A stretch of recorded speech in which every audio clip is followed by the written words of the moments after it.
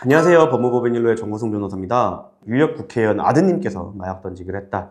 이런 기사들을 보면서 마약 사건에 대해서 미디어로 많이 접하셨을 텐데요. 오늘은 일로의 성공 사례를 좀 말씀드리려고 합니다. 여러분이 법을 이해하고 법적인 절차를 보다 쉽게 준비할 수 있도록 저희가 미리 준비를 했는데요. 어떻게 일로가 조력을 해서 좋은 결과를 받아냈는지 한번 보시죠. 그 업장을 많이 하다가 코로나가 터지고 뭐 이러다 보니까 경제적 어려움과 정치적 스트레스를 겪다가 이제 지인의 권유로 해외에서 마약을 투약하였습니다. 이후 한국에서 돌아와서 재범 씨 성실한 삶을 이어가던 중 그때 같이 해외에서 마약했던 분이 다른 일로 적발이 돼갖고 문제가 됐던 사건입니다.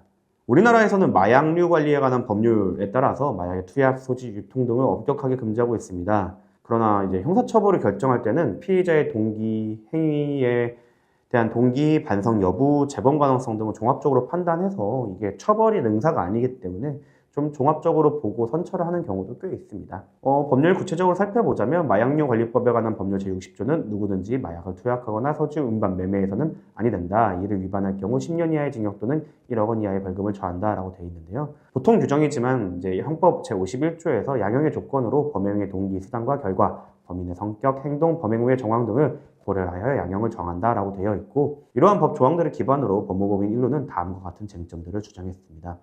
첫째, 초범이며 재범 위험성이 낮다는 걸 강력하게 어필했습니다. 피의자는 이전에 마약 관련 범죄 전력이 전혀 없는 초범이었습니다.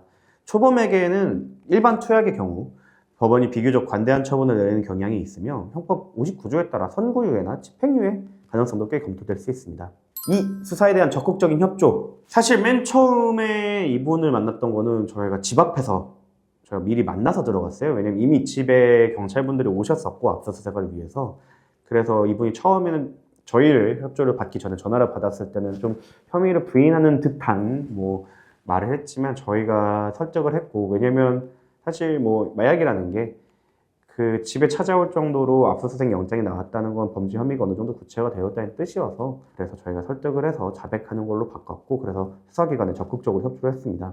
3. 범행 동기와 상황적 종합적인 판단을 할 수 있는 그런 것들을 모두 고려하는 게 추세입니다. 피의자는 사업 실패와 개인적인 불행으로 인해 극심한 정신적 스트레스를 받는 상황에서 범죄를 저질렀습니다. 이게 뭐 쾌락적이어서 반복적으로 매번 그러는 게 아니라 이게 너무 힘들어서 탈출구를 찾으려고 했다는 점에서 저희가 정상 참작이 가능한 부분이 있다. 즉 재범의 우려가 없고, 이제 좀 더 마약 사건에 있어서 재판장님들이 제일 중요하게 여기는 그 재범의 위험성이 좀 적다는 걸 저희가 강하게 어필을 했습니다. 4. 재범 방지를 위한 노력. 피의자는 사건 이후 한국마약퇴치운동본부에서 마약 관련 교육도 수료하고 책 읽고서 그 독후감도 쓰고 이래서 마약 위험성을 정확하게 인지하고 있다는 것을 재판부에 어필을 했죠. 형법 제51조의 양형 조건 중에서 범죄 후의 정황에 긍정적인 요소로 반영될 수 있습니다. 마약 사건은 특히나 판사님들이 양형을 고려할 때 워낙 재범이 잦은 범죄다 보니까 이 부분을 되게 중요시하게 여기세요. 5. 사회적 유대관계와 탄원서 제출. 필라테스 학원을 운영하고 다수의 직원들을 데리고 있었고, 그 지점이 하나가 아니었어요. 그래갖고 그 건실한 사업가로서 사회 구성원으로서 활동하고 있고, 이분이 만약에 징역을 가거나 문제가 된다고 하면 이분 가족뿐만 아니라 그 필라테스 학원의 직원들도 피해를 입는 거고, 그리고 또 회원들도 피해를 입게 되기 때문에 이에 대해서 이분이 책임감을 느낀다는 거를 이제 저희가 적극적으로 어필을 했고, 그 사회인으로서 활동하고 있었던 것이 있었기 때문에 가족이나 지인들도 적극적으로 이 사람이 실수를 한 거다, 저희가 우리가 주변에 돕겠다라는 식의 내용을 들어있는 탄원서를 제출해서 이제 법원으로 하여금 재범으로 빠지지 않게 주변 사람들이 좀 도와줄 수 있는 탄탄한 사회적 유대관계를 갖고 있구나 라고 판단을 해서 선처를 결정하는 데 요인으로 작용하도록 저희가 이제 그 양형 요소를 잘 어필을 했습니다. 법원은 형량을 결정할 때 단순히 그 과거에 했던 범죄 사실만을 평가하는 게 아니라 피의자가 사회에 미치는 영향까지도 종합적으로 평가를 합니다. 실제로 이제 마약 투범 초범의 경우 반성의 여부와 재범 방지 노력이 적극적으로 고려된 사례가 있다는 점을 저희가 대법원 판례나 여러 가지 판례를 들어서 강력하게 주장을 했고, 아까 말씀드렸다시피 동기 자체도 좀 쾌락을 위해 쫓아다니면서 그게 한 게 아니라 힘들 때 조금 도피처로 사용됐다는 점이나, 사회인으로서 이걸 하기 전까지는 한 번도 사회인으로서 문제를 일으키지 않고 범죄 전력도 없고 했던 내용이나, 이런 부분을 저희가 강력하게 어필을 했고, 사회적 유대관계도 있고 사실 자수했다는 게 가장 컸고요.